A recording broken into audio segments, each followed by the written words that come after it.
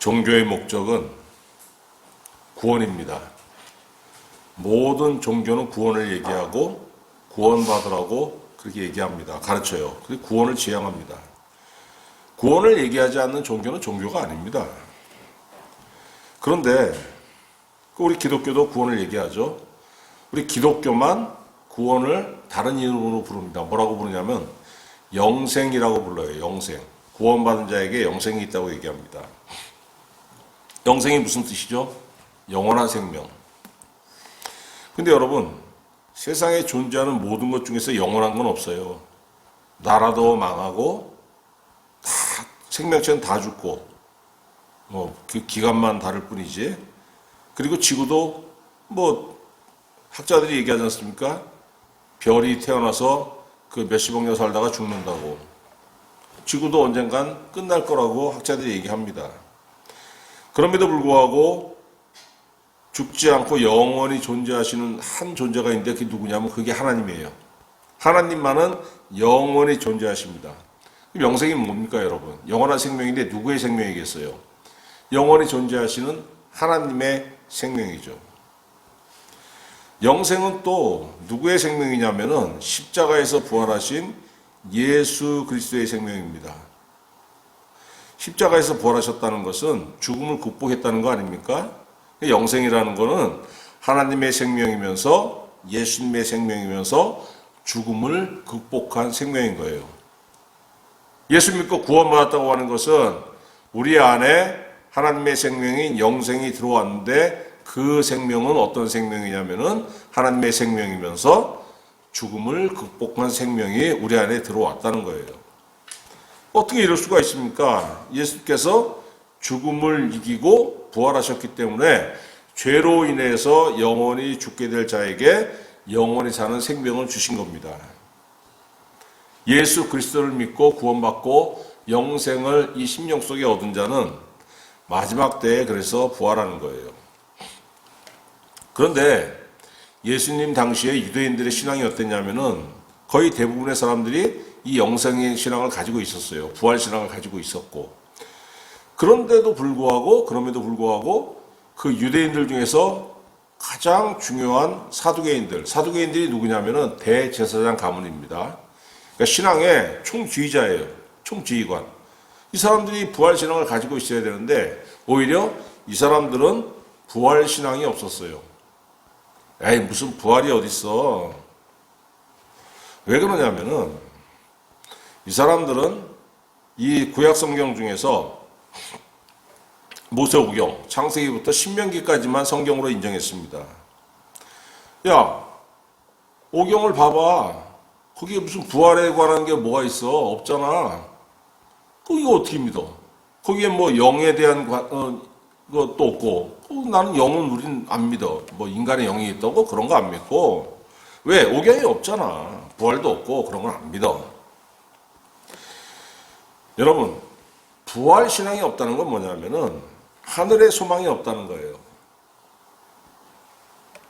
그러면은 여러분, 하늘의 소망을 두지 못하는 사람은 마음이 어디로 갑니까? 땅으로 가는 거예요. 땅으로. 그래서 신앙의 총지휘관임에도 불구하고 이 사두개인들은 땅에 집착하는 사람들이었습니다. 그래서 엄청난 토지를 소유한 귀족들이었어요. 그러다 보니까 어떻게 합니까?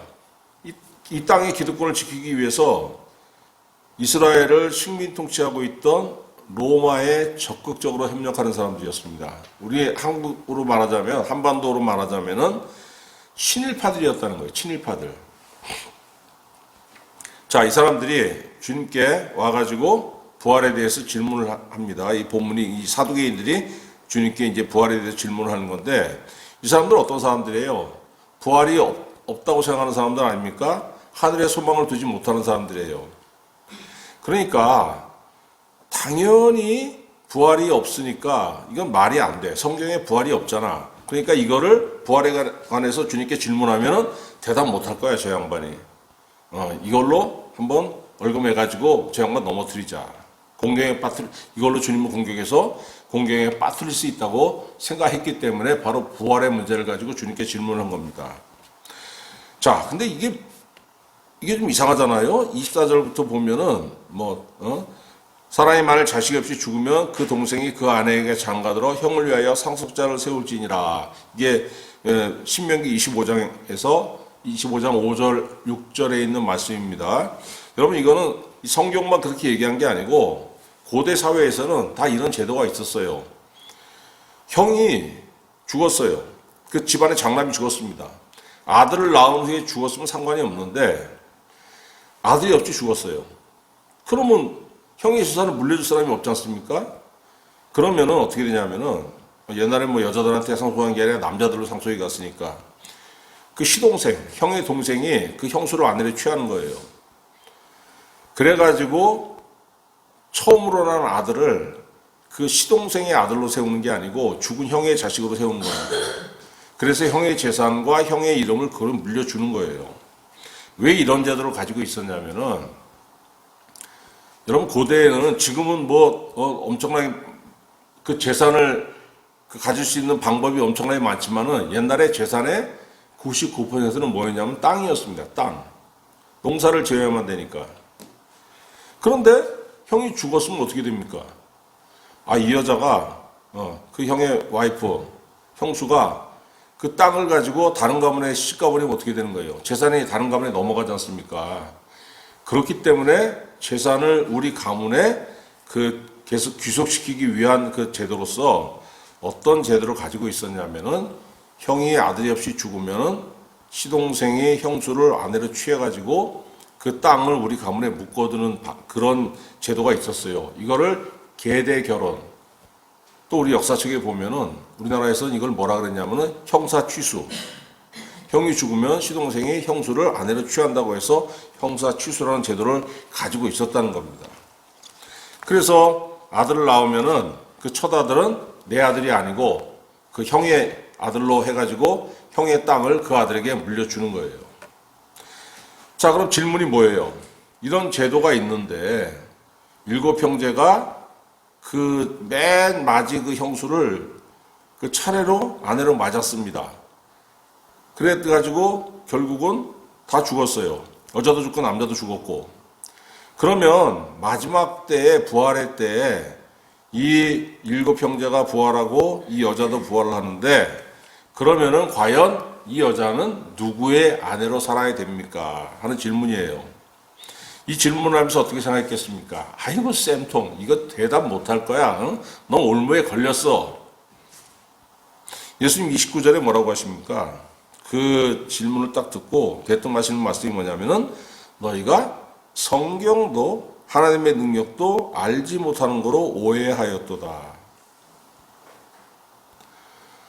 야, 어떻게 그런 무식한 질문을 할 수가 있니? 너희가 그렇게 무식한 질문을 할 수 있는 그 원인이 뭐냐면은 너희가 성경을 모르기 때문이야.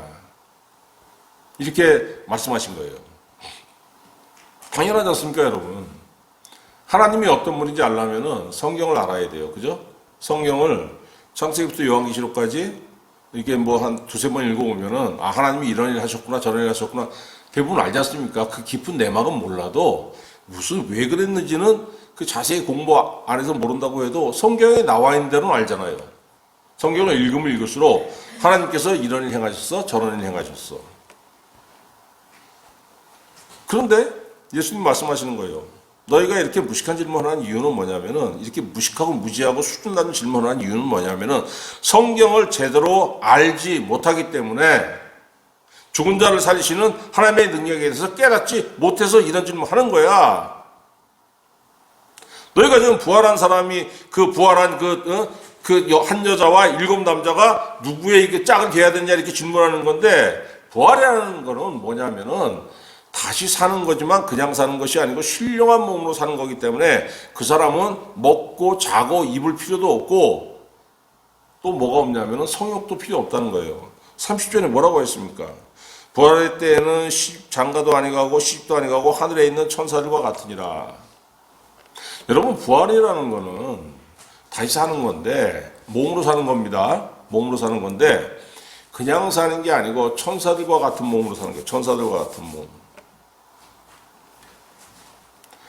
영광의 몸이죠. 영광의 몸. 신령한 몸으로 사는 사람에게는 세상의 것이 필요가 없어요. 신령한 사람에게 몸으로 다시 살게 되니까 필요한 게 뭡니까? 물론 이 사람도 양식이 필요하죠. 뭔가를 먹어야 되는데 우리가 육체의 몸, 이 땅에 살던 몸이 그 필요한 것이 뭐예요? 먹는 것이 필요하고 입을 것이 필요하고 잘 것이 필요하고 다 한데 신령한 몸으로 다시 부활한 사람에게는 필요한 것이 그것이 아니고 뭐냐면은 하늘 양식이 필요한 겁니다. 하나님의 말씀. 여러분 신명기 8장에 보면은 신명기 6장과 8장에 보면은 그 하나님께서 모세를 통해서 뭐라고 말씀하셨습니까? 사람이 빵으로만 사는 것이 아니요 하나님의 입에서 나오는 말씀으로 산다고 그게 중요하다고 말씀하셨잖아요. 육으로 사는 이 인생에도 하나님의 말씀이 중요한데 하물며 부활한 영광의 몸인 사람에게 하나님의 말씀은 전부인 거예요. 사도계인들은 성경을 모르기 때문에 이런 기본도 없는 질문을 한 겁니다. 왜 그렇습니까, 여러분? 나는 성경을 몰라. 근데 분명히 성경에 기록된 일이 일어났어요. 그럼 이걸 어떻게 해석합니까? 성경을 알면은 하나님 말씀하셨으니까 당연히 이런 일이 일어났어. 압니다. 근데 성경을 모르니까 이거를 자기 지식, 근데 내 지식이 얼마나 요만해요. 개미 허리만한 게 내 지식이에요. 개미 허리만한 게. 그런데 하나님의 일은 얼마나 큽니까? 측량할 수 없을 만큼 광대하지 않습니까? 그러니까 아주 좁은 내 지식으로 그 큰 거를 헤아릴 수가 없습니다. 측량할 수가 없어요. 이해하지도 못하고. 그러니까 부활을 부정하게 되는 것이고 이렇게 엉뚱한 질문을 하는 거예요.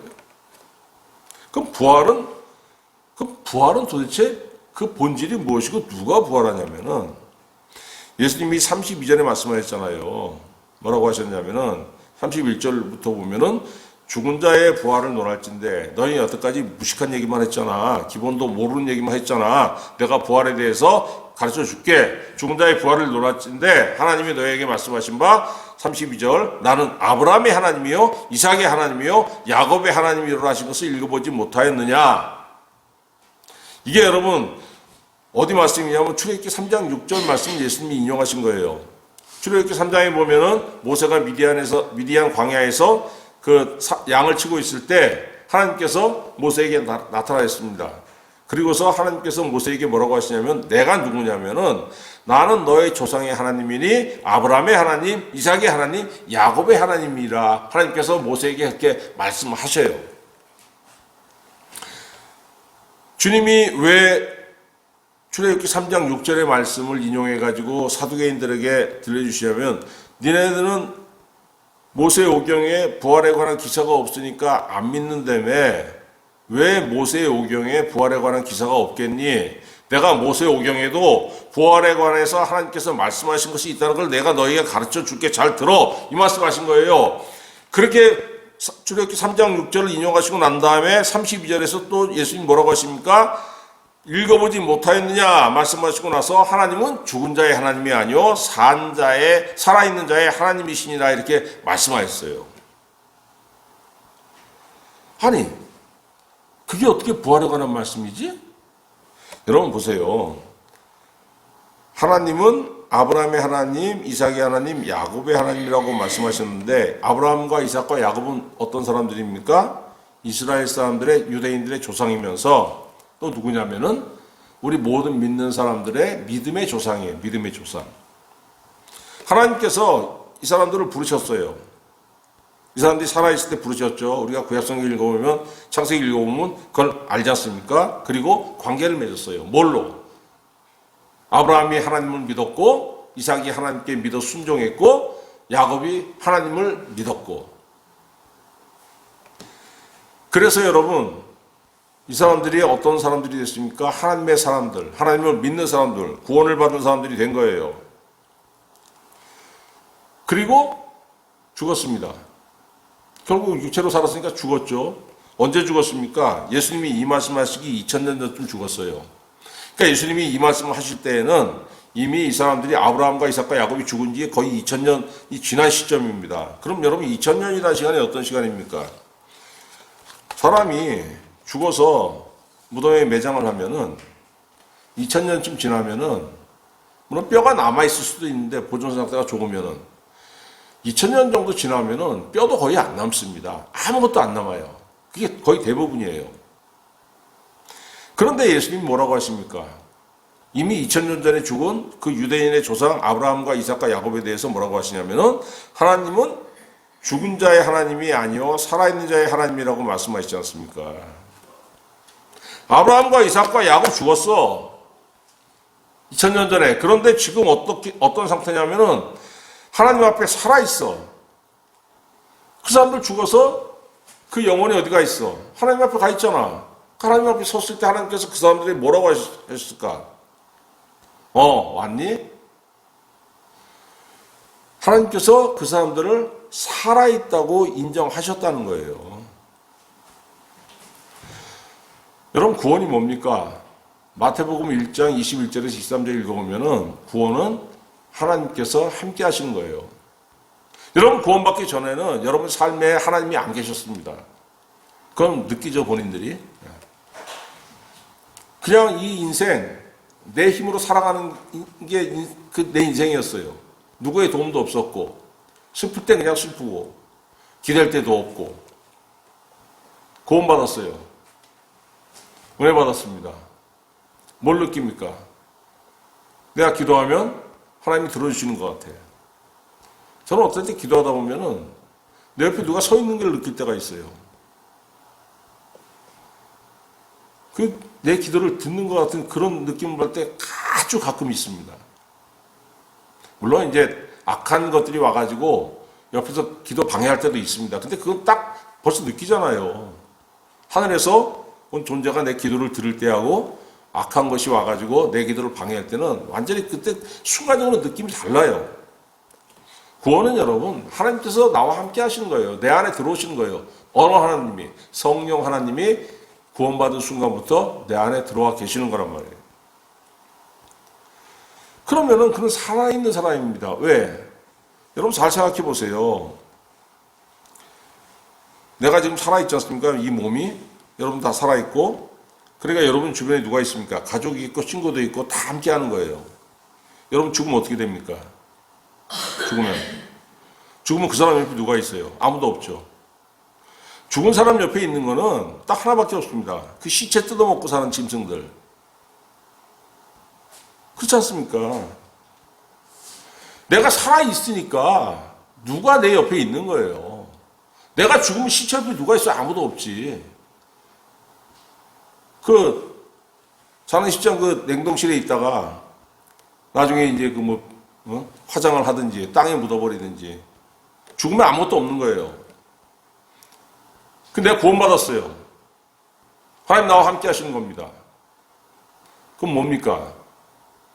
내가 구원받은 건 여러분, 내가 육체로 살아있을 때나 내가 죽을 때나 똑같죠.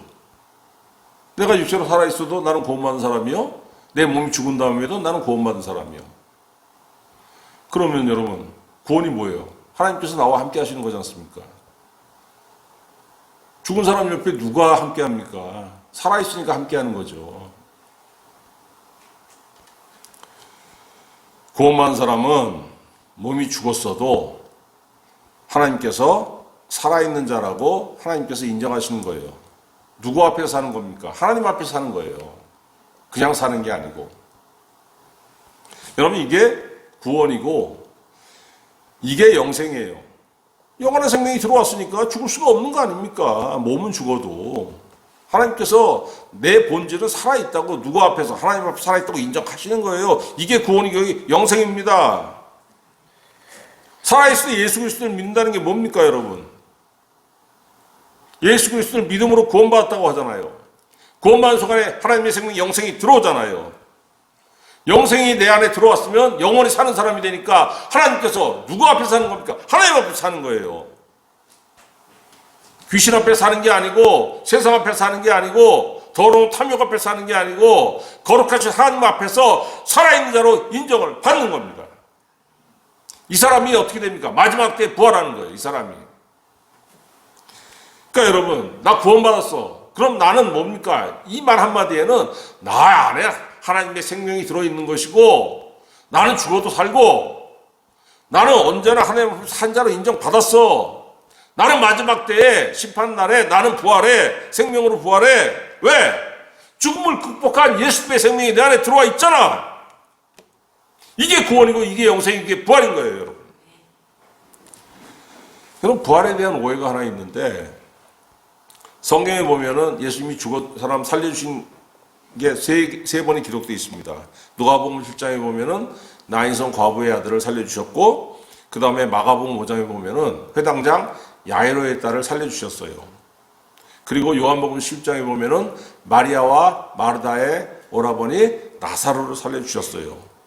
그리고 또 하나가 있는데 뭐냐면은 주님이 그 십자가에 달려서 돌아가시는 그날에 운명하시니까 마태복음 20장 52절에 어떻게 기록되어 있냐면은 주님이 십자가에서 운명하시니까 무덤들이 열리며 자던 성도의 모임이 많이 일어나되 예수의 부활 후에 그들이 무덤에서 나와서 거룩한 성에 들어가 많은 사람에게 보이니라.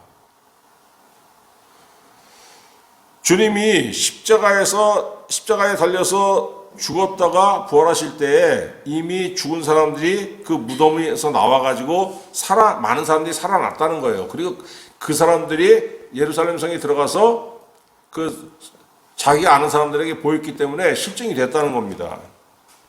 자, 예수님으로 인해서 죽었다가 살아난 사람들이 이미 많이 있어요. 이 사람들이 부활한 겁니까? 아닙니까? 부활 아닙니다. 왜 아니냐면은 이 사람들은 다시 죽었잖아요. 나인성 과부의 아들 살았다가 나이 먹으니까 다시 죽었겠죠. 그 다음에 마르다와 마리아의 오라버니 나사로도 죽었어요. 다시. 회당장 야이로의 딸도 주님이 살려주셨지만은 나이 먹고 나중에 다시 죽었습니다. 다시 죽은 거는 부활이 아닙니다, 여러분. 그냥 소생인 거죠. 그리고 부활이라고 오해하시면 안 되는 거예요. 그럼 부활은 뭡니까? 부활은 죽음을 극복하는 겁니다, 여러분. 부활은 절대 다시 죽지 않는 거예요.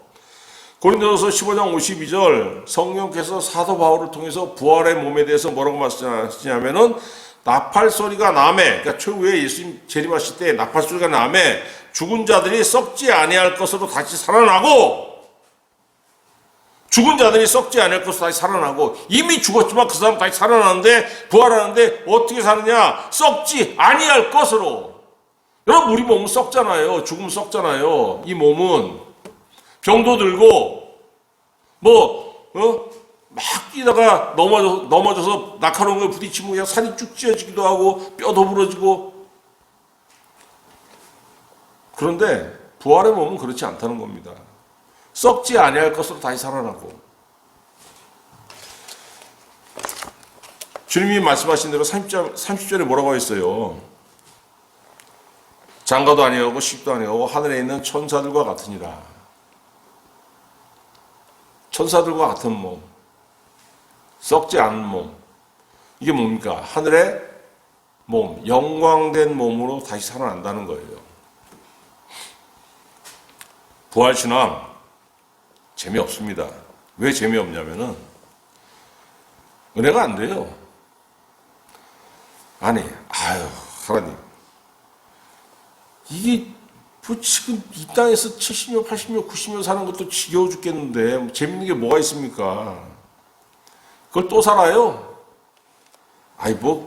그거는 알아서 하시고 저는 거기에 관심도 없고, 그러니까 나중에 제가 구원받고 천국 가면은 나중에 당연히 살게 돼. 저는 관심 없어요. 그냥 부활을 시켜주시는지 말든지 알아서 하시고, 저는 이 땅에 사는 동안에 그냥 좀 대박나게, 돈 걱정 안 하고, 자신도 속썩이지 않고, 좀 편안하게 살게, 그렇게, 대부분 사람들이 이렇게 생각합니다. 나 부활 때에 주실 그 은혜를 미리 좀 땡겨가지고 좀 이 땅에서 좀 편안하고 대박날 수 없겠습니까? 근데 여러분 생각해 보세요. 성도가 구원받는 근거는 뭐냐면은 예수님이 부활하셨기 때문에, 예수님이 죽음을 이기신 생명을 지니셨기 때문에, 그리고 그 생명을 우리에게 주시기 때문에 우리가 구원받는 거예요. 부활이 없으면 뭐가 없습니까? 성도의 구원도 없고 천국도 없고 기도의 응답도 없습니다. 그죠? 그럼 뭡니까? 당연히 하늘에 대한 소망도 없는 거예요. 부활이 없으면은 기독교라는 종교 자체가 사기고 그 종교에 헌신하는 목사도 다 사기꾼이에요. 기독교라는 자체가 거대한 사기 집단일 뿐입니다. 여러분은 구원받았다는 것은 여러분 부활의 사람이 되었다는 거예요. 지금은 아니지만은 주님이 재림하실 그날에 여러분과 저는 다시 부활한다는 것이 하나님의 약속입니다. 여러분 주님 말씀 중에서 정말 이해하기 힘든 구절이 있었어요. 요한복음 11장 25절에 예수님께서 나사로를 살리러 가셨을 때 그 나사로의 그 누이들에게 뭐라고 말씀하십니까? 요한복음 11장 25절 나는 부활이요 생명이니 나를 믿는 자는 죽어도 살겠고 무릇 살아서 나를 믿는 자는 영원히 죽지 아니하리라 이렇게 말씀하세요. 자, 처음에 나를 믿는 자는 죽어도 살겠고 그렇지.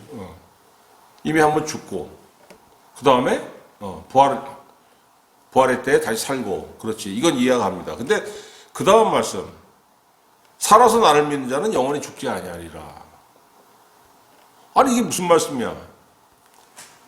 살아서 주님을 믿는 자. 이게 당연하죠. 살아있을 때 주님을 믿는 거죠. 영원히 죽지 아니하리라. 아니 주님 한번 죽지 않습니까? 몸이 죽는데 왜 살아서 나를 믿는 자는 영원히 죽지 않는다고 말씀하세요? 절대 이해가 안 갔습니다. 근데 여러분 오늘 말씀 보세요. 오늘 말씀 보시면은 언제 산자로 인정받습니까? 예수님을 믿음으로 인해 가지고 구원받는 자가 하나님께 산자로 인정받는다고 말씀드렸잖아요.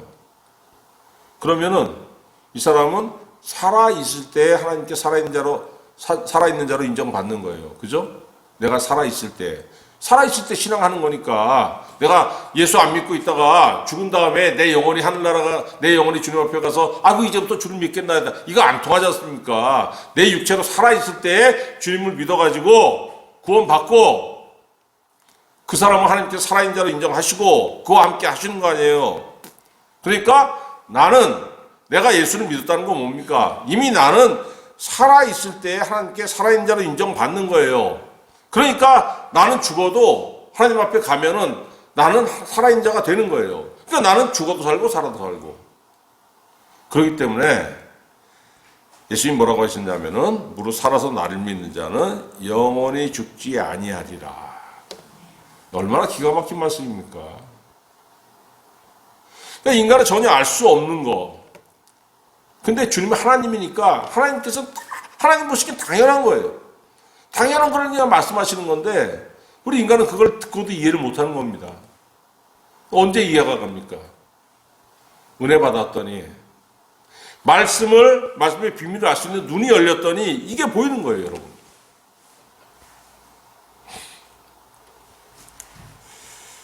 여러분, 그래서 여러분이 구원받았다는 것은 하나님이 여러분 보시기에 지금 살아있다고 인정하시는 거예요. 그럼 여러분이 죽으면, 육체가 죽으면, 하나님 앞에 가면은, 여러분 구원받았기 때문에 하나님께서 육체가 죽어서 하나님 앞에 올라온 여러분의 영혼을 보시고 뭐라고 하십니까? 살아있다고 인정하시는 겁니다. 여러분 하나님 앞에 갔을 때 하나님께서 살아있다고 인정 안 하면 여러분 큰일 나는 거예요. 그 지옥 가는 거예요. 그거. 그 사람에게 부활도 없고 아무것도 없는 겁니다. 에이, 내가 뭐 30년, 40년, 50년 교회 다녔는데 뭘 내가 그럴 일이 뭐가 있겠어.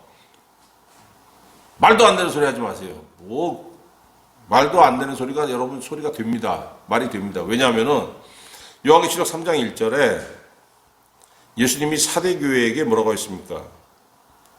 내가 너의 행위를 아노니 네가 살았다 하는 이름은 가졌으나 죽은 자로다. 너 예수 믿는다고 너 교회 다닌다고 너 깝죽거리잖아. 하나님 너에게 뭐라고 말씀하시냐면은 너 살았다고? 잘 모르겠는데? 왜? 교회 다니는데 뭐가 없습니까? 믿음이 없는 거예요. 믿음이 없는 성도는 하나님 앞에서 어떤 사람입니까? 죽은 사람. 구원이 없죠. 어떻게 할 수 있습니까, 여러분? 여러분 관심이 어디에 있어요, 지금? 하늘에 있습니까? 땅에 있습니까? 물론 여러분 육체로 살 때 관심이 땅에 있을 수밖에 없어요. 왜? 이 땅에서 일어나는 거 가지고 내가 사니까. 근데 관심의 반은 어디가 있어야 돼요? 하늘에 가 있어야 되는 거예요.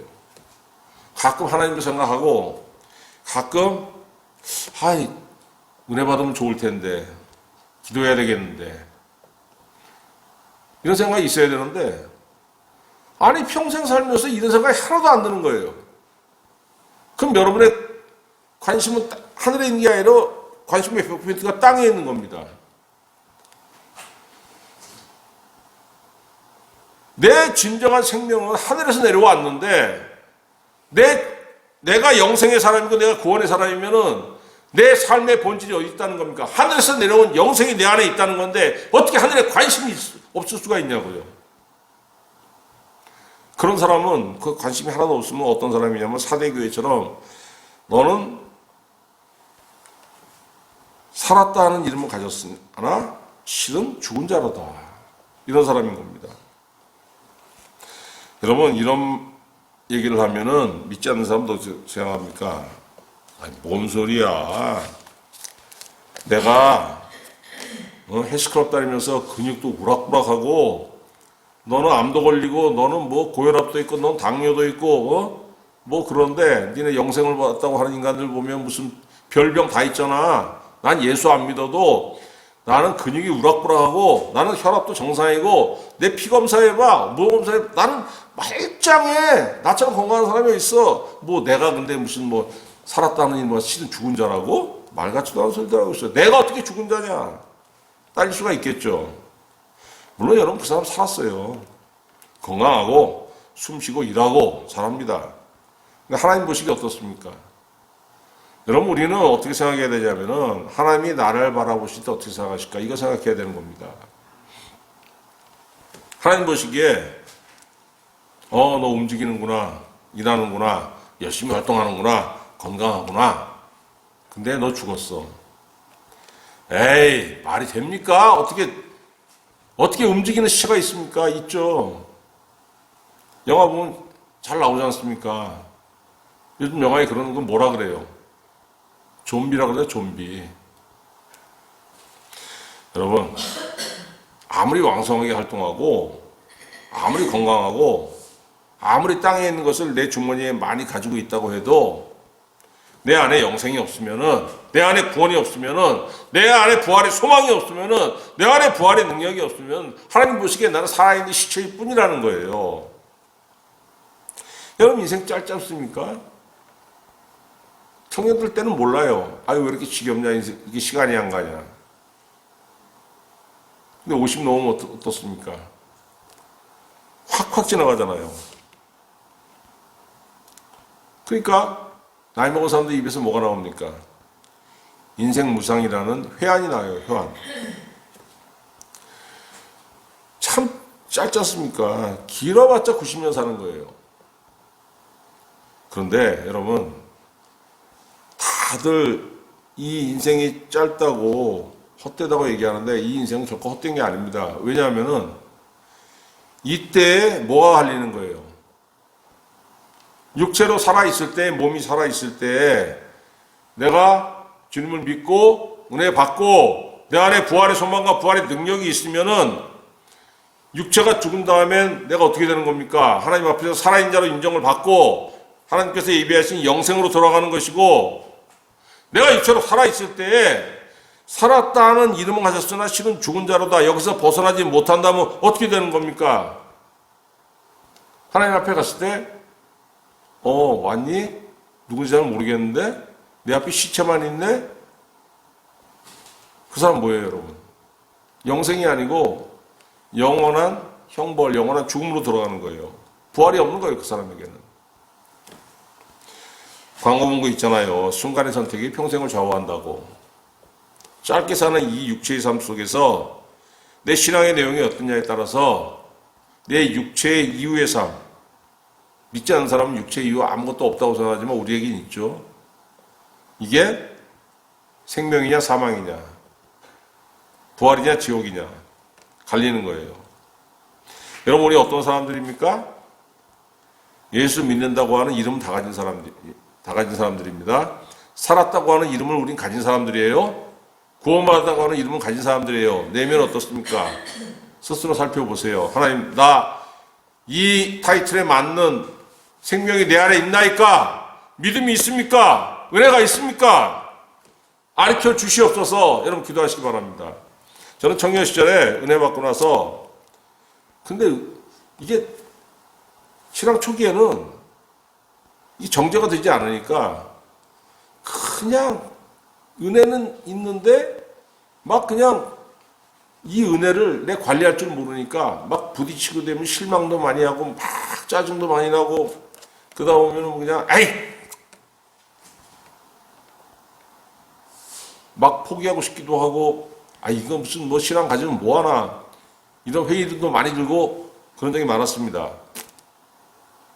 그래서 교회만 왔다 갔다 할 뿐이지 1년 내내 기도 한 번 안 한 적도 있었고, 처음에 은혜 받을 때 좋아가지고 펄펄 뛰고 난리치다가, 그러다 보니까 또 어떤 생각이 드냐면은, 이게 내가 하나님 보시기에 괜찮나 지금 내 상태가? 나 이대로 괜찮은 거야? 이런 생각이 퍼뜩 들더라고요. 그래서 내가 그때 기도했어요. 하나님, 지금 내 상태 어떻습니까? 지금 내가 만약 죽는다면은 내가 천국 갈 수 있습니까? 하나님한테 물어봤어요. 근데 그때 성경을 거의 모를 때예요, 내용을. 근데 우연히 내 입에서 툭 나온 얘기가 뭐냐면 사대란 얘기가 툭 나요. 사대. 사대? 사대가 뭐지? 성경에서 본 것 같기도 하고 아닌 것 같기도 하고. 그 전도사님한테 가서 물어봤어요. 전도사님, 성경에 사대라는 내용이 있습니까? 사대교회 요한계시록 몇 장부터 찾아보라고. 보니까 좀 전에 읽은 거, 네가 살았다는 이름을 가졌으나 죽은 자로다. 저에게 하나님께서 가르쳐 주신 거예요, 그거를. 얼마나 놀랬겠어요. 야, 지금 내가 죽는다면 천국 못 가는구나. 그때부터 정신 차리고 기도했습니다. 열심히 기도하니까. 그 다음 하나님한테 물어봤어요. 하나님, 지금 상태 어떻습니까? 그러더니 그 요한계시록 3장의 그 빌라델비아의 교회에 대한 내용을 말씀해 주시더라고요. 너 지금 잡은 것을 굳게 잡아서, 하나님께서 나에게 주신 것을 굳게 잡아서 놓치지 말라. 빼앗기지 말라. 내가 너에게 은혜 주었고, 내가 너에게 생명 주었고, 내가 너에게 부활의 능력을 주었고, 너 기도할 때면 내가 응답하겠고, 평생 동안 내가 함께 할 터인데 왜 땅의 것을 보고 실망하고, 왜 땅의 것을 보고 하늘의 것을 놓치려고 하냐고 하나님 말씀하시는 거예요. 놓치지 말라는 거예요. 여러분, 우리 어떤 사람들이 지금 하나님 보시기에 살아있다고 인정하신 사람들입니다. 인정을 받은 사람들이에요. 여러분에게 부활의 소망이 있고 부활의 능력이 있습니다. 언제 나타납니까? 하나님 바라보고 기도할 때 나타나는 거예요. 여러분, 실망하지 마시고 한숨 쉬지 마시고, 왜? 하나님, 나 하나님 앞에 산 자 아닙니까? 나는 살아도 살고 죽어도 산 자 아닙니까?